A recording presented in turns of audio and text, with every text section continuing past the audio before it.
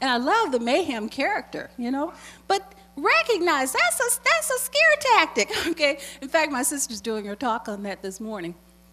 But the other one that I heard, I was asleep one night, and the TV was, I fell asleep in my recliner, and I woke up, and there was this doctor on TV. Well, at least he had on a white coat. And he said,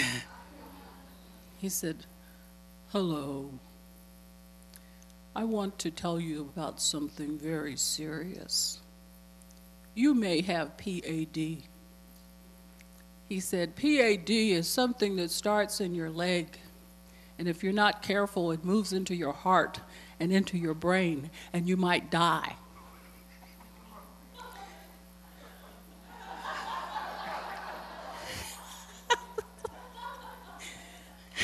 So I'm going to send you this booklet, and you take it into your doctor and read it to him and tell him what's wrong with you. And I'm going, what? Okay, and no doubt some people probably did, because that commercial's still coming on. It comes on at like 2 o'clock in the morning, okay? But these are the things that the media and the drug companies and the advertisers give us to pay attention to. These are the things that they give us to incorporate into our life script. But there are also scare tactics that are self-imposed.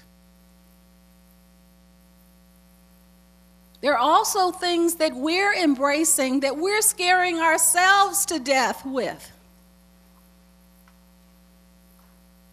So we have to be aware. We have to be very aware of what we're choosing to write into our life script.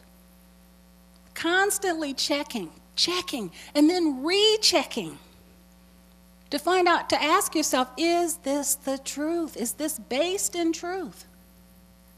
Is there truth to this?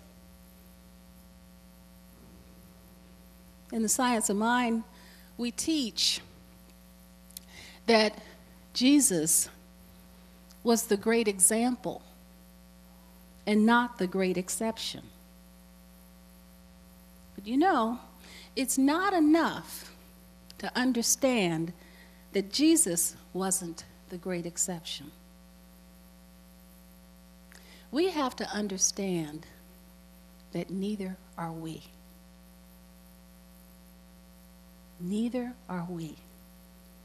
And many of the problems that occupy our thoughts and our world during the course of the day come from the belief that our experience, the experience that we're having, is somehow an exception to this absolute truth.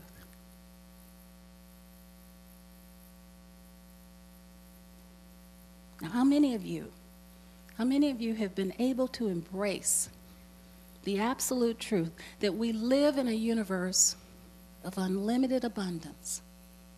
How many of you have been able to embrace that? Okay, all right, and then, but this is the other part. I know you get, she's going to pull something on us. I'm not raising my hand. But the interesting thing is that at the very same moment that we're embracing a universe of unlimited abundance that's available to every single one of us without exception, we are somehow able to justify to ourselves why our situation is somehow different and exempt from this truth in the very same moment.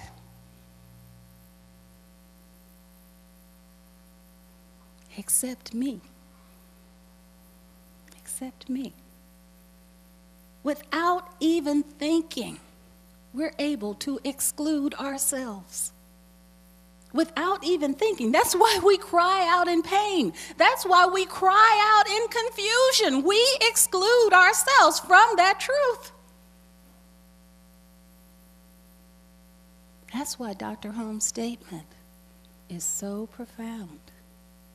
Truth is absolute, and it doesn't change, not even on special occasions. Not even when we make ourselves the exception.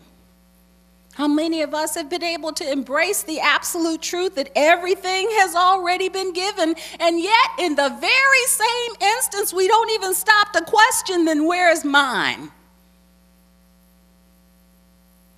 Where is mine? Why do I feel like my cup isn't full if everything's been given? So in that very instant of acceptance, we're able to justify not having.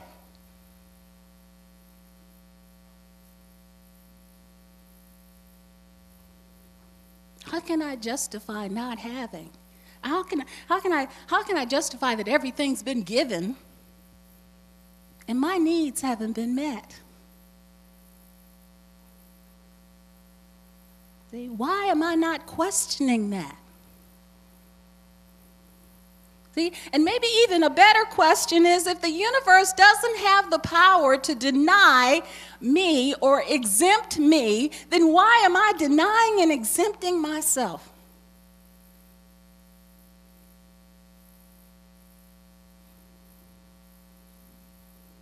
Why am I not claiming my good, not as something that I'm wishing for, not as something that I'm hoping for, but as my divine entitlement?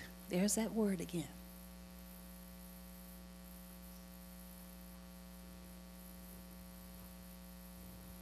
See, can you hear, as I'm speaking, can you hear Ernest Holmes whispering, truth is absolute and remains unaffected by the opinions, desires, and beliefs of humanity?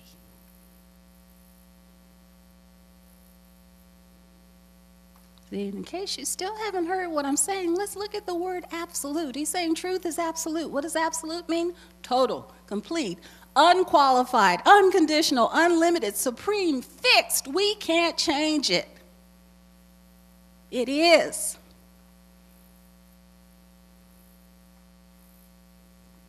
So we have to understand that Jesus was not the great exception, and neither are we. Yeah, that's right. And neither are we. See, Jesus told us that a house divided cannot stand. That's what he said. And what he meant was, you cannot serve God and mammon. What does that mean? He said we cannot see both the physical and the spiritual as the cause. We got to choose where we're going to live. Are we going to continue to live at the level of the physical, where things can randomly happen to us, where we live under the law of averages? Or are we going to choose to live in the spiritual realm, where we get to choose? And the universe responds by corresponding, and we know that, and we see that in our life.